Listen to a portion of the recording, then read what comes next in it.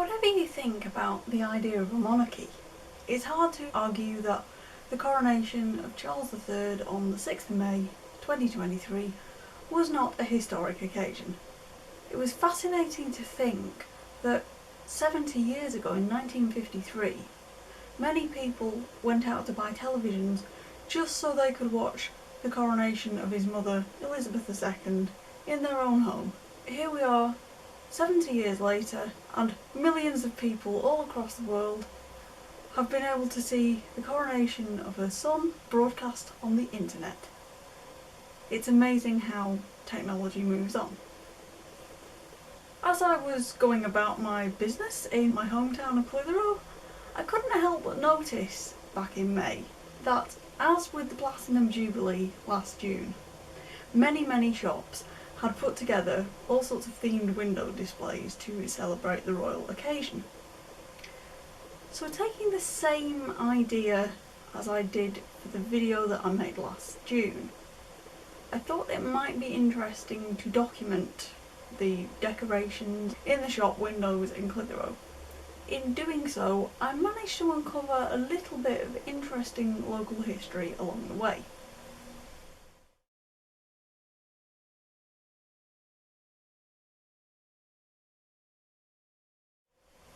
Some years ago, a friend let me know about the amazing range of old maps that are available on one section of the National Library of Scotland website. But recently, when I was browsing, I also discovered that it contains a huge number of town plans, including a plan of Clitheroe as it was in 1844.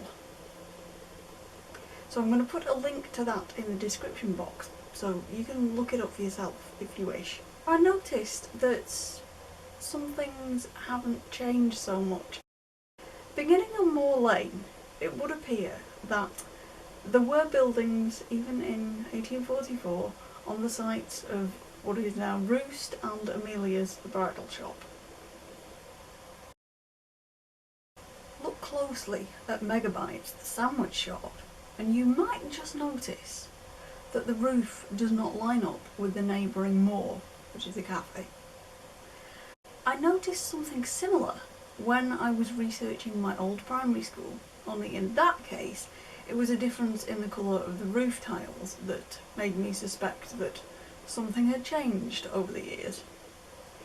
I am no builder, but mismatching roof lines usually suggest to me that one of those buildings was constructed before the other one, and to me the cornerstones look a little bit 18th century.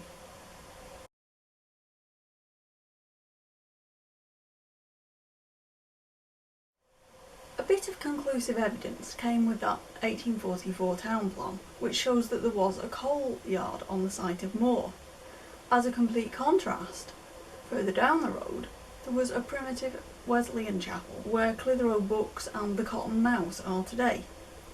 That is something I would never have guessed from looking at the existing buildings. Not a clue is there that there was ever a primitive Methodist chapel, as far as I can see.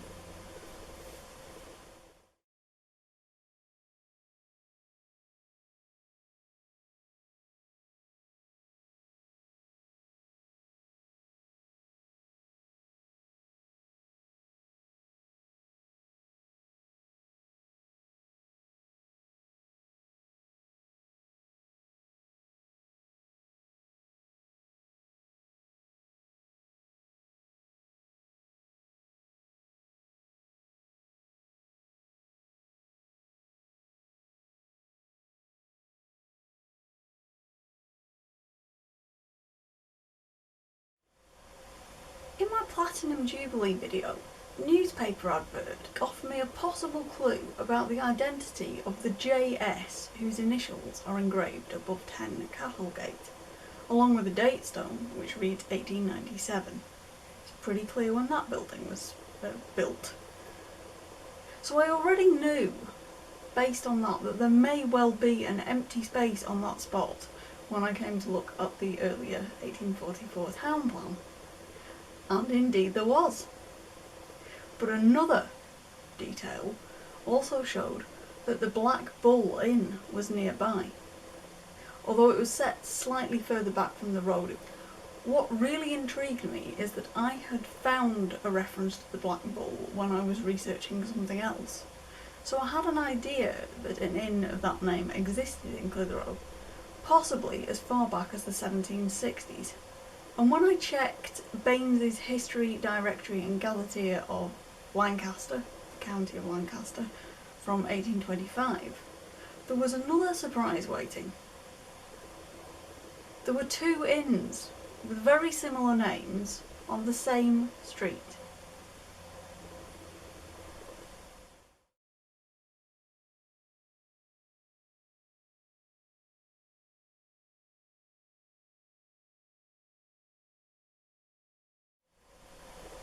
Possibly that suggests a slight lack of imagination over naming the pubs, but who can tell? Now, however, I understand why there was one Black Bull Inn by the entrance to the park, and there was another Black Bull which was next to the Swan and Royal, which is now on the site of the Marsden Building Society.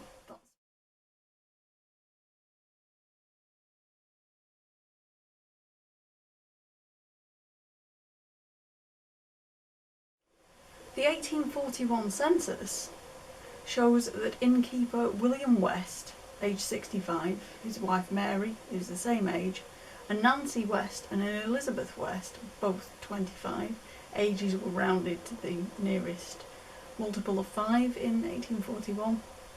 There were also servants Alice Howarth, Anne Mercer, Matthew Whitaker, I think it says, the writing is not very clear, and a George Holding, all in residence. And as the next address after that particular inn was on King Lane, that suggests to me that the new Black Bull must be the one that neighbours the Swan and Royal, because that's much, much closer to King Lane. This is not quite the end of the story. There are conflicting bits of evidence to be found. A report in the Clitheroe Advertiser and Times, dated the 12th of July 1946, suggests quite the reverse. It tells us that on the previous Monday, Mr. A. Langshaw had given a lecture on the old inns of Clitheroe to a packed house at the Mayor's Parlour, and the newspapers summarised part of his talk with this sentence: "Many of the chief events of the day were celebrated at the Old Black Bull, which was a neighbouring hostelry to the Swan." Well, that's not what the evidence I'm finding is suggesting. So there's a question. Did Baines make a mistake with the name of William West's Inn in 1825 when he put his directory together, or did the editor of the Clitheroe Advertiser make a mistake in 1946? It is worth noting about that 1946 report that later on there is another reference which tells us about a treat to the local children to celebrate Queen Victoria's coronation in 1821. Which is fine, but Queen Victoria was 2 years old in 1821. Her uncle George IV had his coronation in 1821. Victoria's coronation was in 1838. It's quite a difference. But of course, there was no internet to allow for a quick fact check in 1946. It's very likely that each letter in the printing press was set into place and lined up and inked to print each page of the Advertiser. Sorting out a correction would not be quite as easy as it is with modern computers, and it may also be that the editor was just copying some information that they had been given from whoever wrote that talk report. And we don't know who made a mistake with the dates. We don't even know if anybody noticed anyway during Mr. Langshaw's lecture.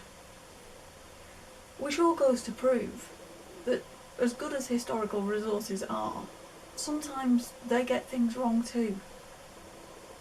In all honesty, we probably do the same today. There could be any amount of information out there right now that is incorrect in some way. The first rule of research: always check your sources and always look to see how accurate they actually are.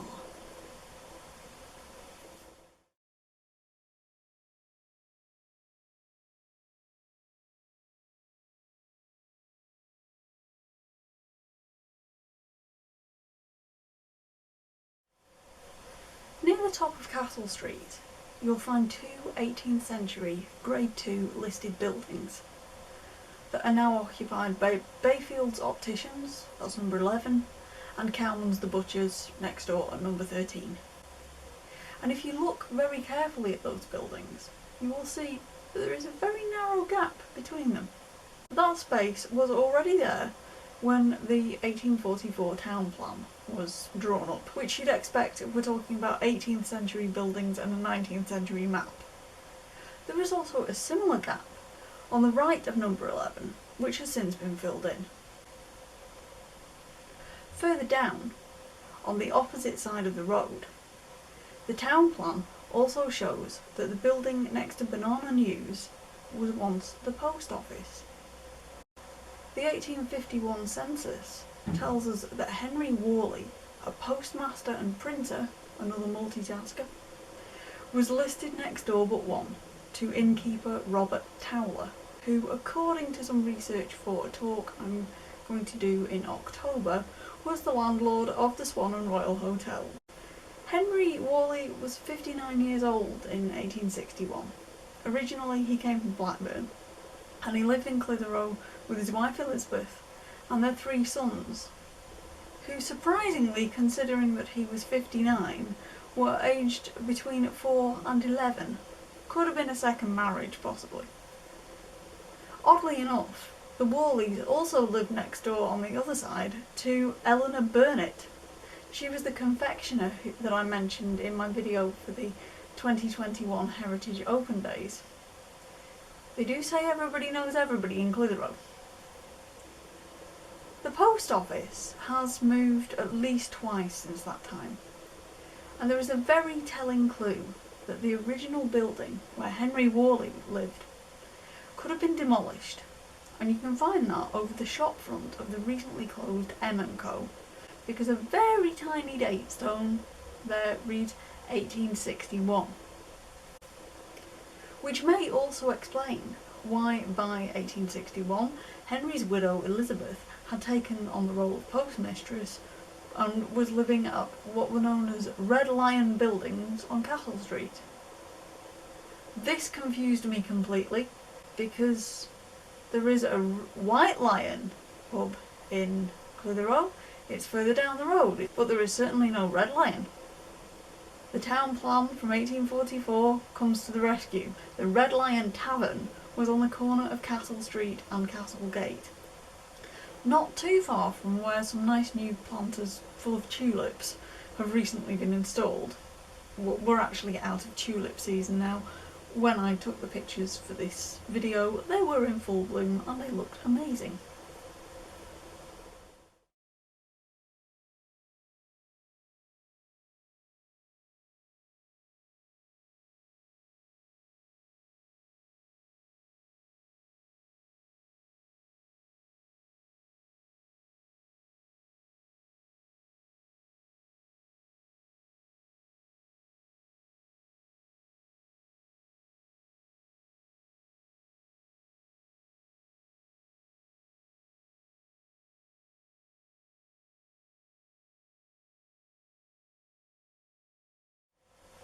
Just lately, over the last few months, as well as working on my videos, I've also been doing quite a lot of research to prepare various new talks that I'm going to give in the coming months. And conveniently, one of them just happens to centre on old buildings in Clitheroe, which is very useful, isn't it? And if you want to find historic buildings in Clitheroe, Church Street is one of the best places you can start.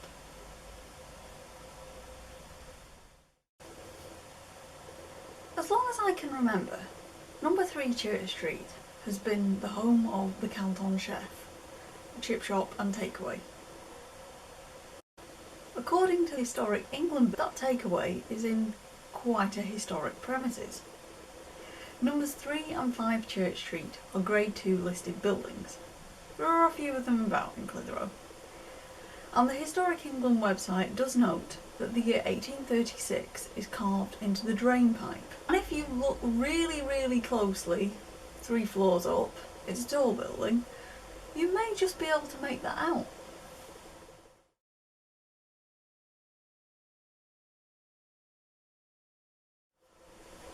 Over 180 years ago, when the Clitheroe tithe map was drawn up, the plan showed that the land behind number 3 was owned by Leonard Baldwin, and census records for 1841 conveniently enough show that Leonard Baldwin was a 40-year-old cotton spinner.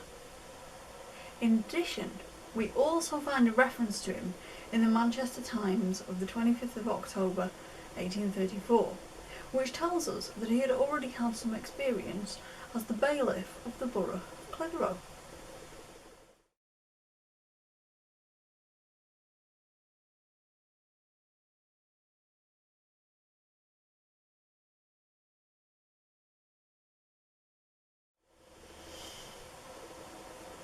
Although he was born in Clitheroe on the 21st of July 1800, parish registers for St Mary Magdalene's Church, which is just a short walk away on Church Street, also show that Leonard Baldwin and his younger brother James were not baptised immediately. Actually, they were not baptised until the 26th of June 1808. And other parish records also show that they had a number of older siblings.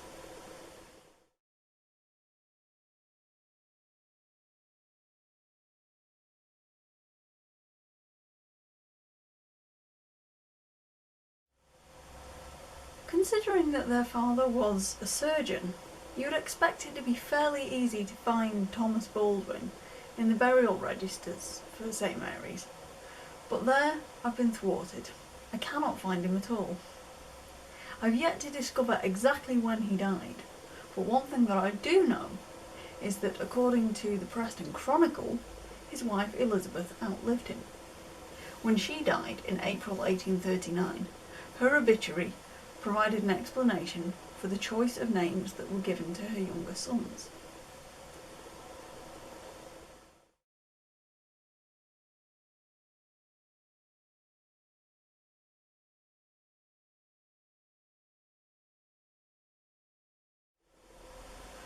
By cross-checking a few dates, I've also been able to work out that there is a distinct possibility that Elizabeth survived her eldest son, Wilkinson. The Lancashire Archives catalogue suggests that an existing will is stored there, which was made by Wilkinson Baldwin, a draper and ironmonger of Clitheroe, and it is dated the 23rd of January 1830. So when we compare that date to the baptism records, it would appear that poor Wilkinson may not have made it to his 31st birthday.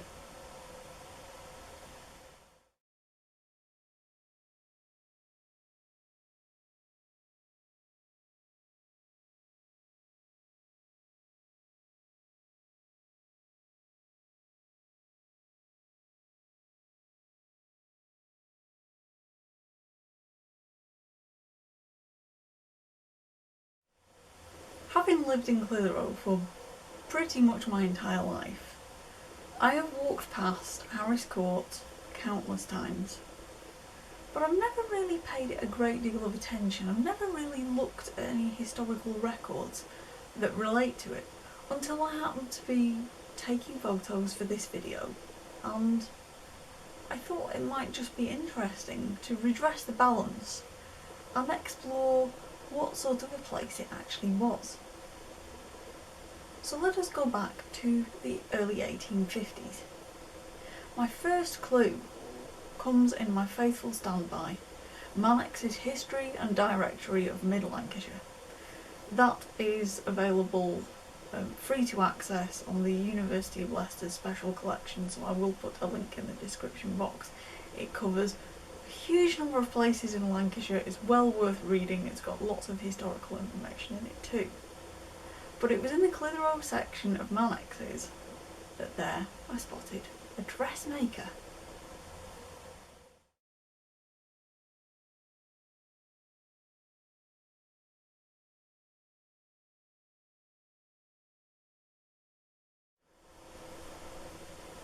Who is Alice Oddie? Luckily, she had already reached Clitheroe by the year 1851, and we find her living at Harris Court, so she's already in the right place with her parents and siblings. All of them had been born in Sladeburne, which in 1851 was still considered to be part of Yorkshire. And the family consisted of her father, William, who was 54, he was a stonemason, her mother Ellen, who was 61, no occupation, very common for married women to just have no occupation, although I'm sure they did plenty. Alice herself, 32, is a dressmaker. Her brother William is 25, he's a stonemason like his father. There's also a younger sister, Ellen, who is 19, she's a dressmaker, just the same as Alice is. And the Oddies were one of 6 families living at Harris Court that year. The other householders include some interesting people. There was 29-year-old Richard Wilson, a butcher, who's living with his wife, 2 small sons and a teenage servant called Alice Harrison. Thomas Briscoe, aged 78, a former cooper, widower, who's living with his adult son and daughter. Richard Taylor, a labourer at a print works, so we can see the textile industry connections to the town coming in here. Richard is living with his wife and 10-month-old son, so probably quite recently married. Mary Anderton, also involved in the cotton industry, she's a cotton bobbin winder, 65 years old, she's a widow. More exotic amongst the neighbours, we've got Ralph Pye. He's 34, he's a groom, he's not from Clitheroe. He's from Latham near Ormskirk, so right across the southwest side of Lancashire. And he'd married Alice Pye, who I hope was no immediate relation, in Clitheroe on the 9th of August 1845. They had 2 small sons. And finally, we have Thomas Riding, who's 31. He's a block printer, so again, textile industry connection coming in. He's living with his wife, 3 children, and his unmarried sister Margaret, who is a cotton power loom weaver. So in total, we have got 27 people living in a fairly small space. I noticed that all of the wage earners had what we'd probably now call manual occupations. So perhaps that also gives us a bit of insight into their living conditions.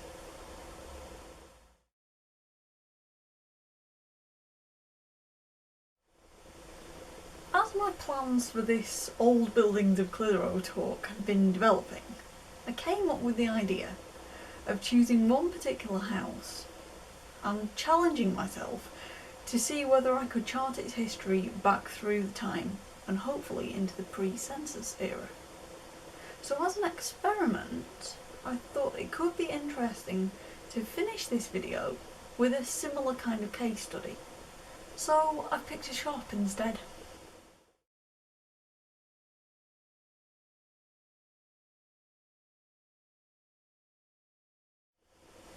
Today you can call into 24 Wellgate quite freely, as long as you do it during opening hours, because as long as I can remember, it's been the home of the Exchange Coffee Company.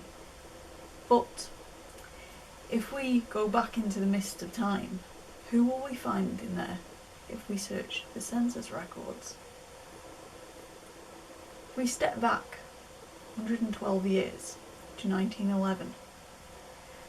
It's the home of Hugh J. Kingham. He's not from Clitheroe. He was born in about 1873 in Ballynahinch in County Down in Ireland. He's a shop manager for the Singer Sewing Machine Company, which is really unusual. He'd been married to Christiana, who was born in Lisbon in Antrim, for 14 years, and their 13-year-old daughter Mary had also been born in Lisbon. We can guess that they came over to England at some point thereafter. The property was unoccupied in 1901, but it was said to be next door to the Labour Club, so that's an interesting side detail there. If we go back again to 1891, now we find that it is the home of widowed cordwainer Thomas Smalley, who's living there with his 4 children. Ellen, who's 17, is keeping house. Jane Ann, 19, and Susanna are cotton weavers. There they are again, cotton weavers. And their eldest brother Roger, who's 24, was a tea dealer and grocer. Isn't that a nice bit of foreshadowing? Step back again. 1881, the Smalley family are not there. Instead, we find 53-year-old Margaret Watson. She's a widow. She states her occupation very simply as housework, which I am sure many women could legitimately have done had they so chosen on the census records. I'm sure that would have been very accurate. Whilst 3 of her daughters, Sarah, aged 28, Elizabeth, 26, and Annie, aged 18, were milliners and dressmakers. Her sons, meanwhile, had very manual jobs. Henry, aged 23, was a plumber, 20-year-old William a joiner, and John, who's aged 15, is a mechanical engineer, because of course he could quite legitimately have left school by the age of 50, would have been entirely normal. Being only 13, however, the youngest child at home, Edith, was still at school. Although legally I don't think she had to be at school at 13, so they must have had a bit of money put by to be able to send her, because education was not free in 1881.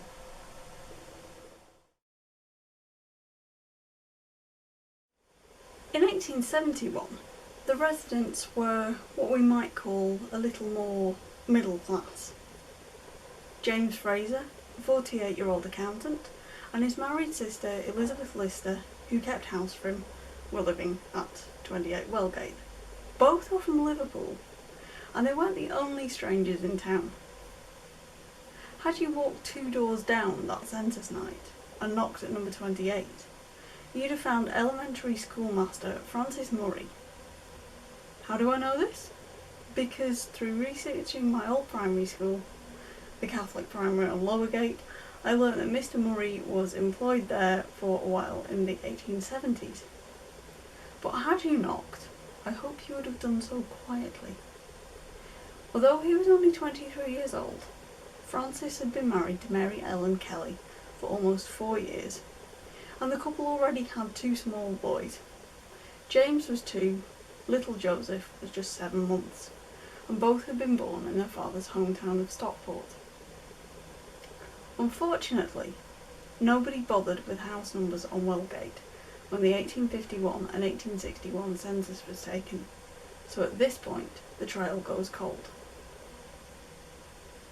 But if we jump forward in time again, on the 29th of September 1939, the 1939 register shows that Wellgate had 4 occupants.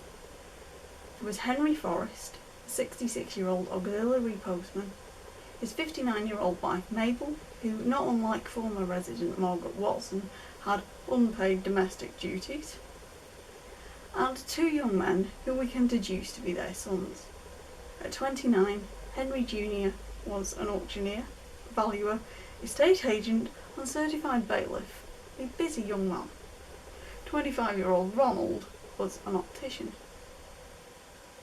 That's accountants, milliners, plumbers, joiners, engineers, shoemakers, cotton weavers, tea dealers, sewing machine shop manufacturers, postmen, estate agents, opticians, auctioneers, a good helping of housework, and even coffee and tea merchants. I think it's fair to say that 24 Wellgate has seen its fair share of life in 150 years. I hope you've enjoyed this little wander down Clitheroe through the past, and hopefully in the not too distant future I will have a few more videos ready to upload. I've certainly got a few planned, so do look out for them, and thanks for watching.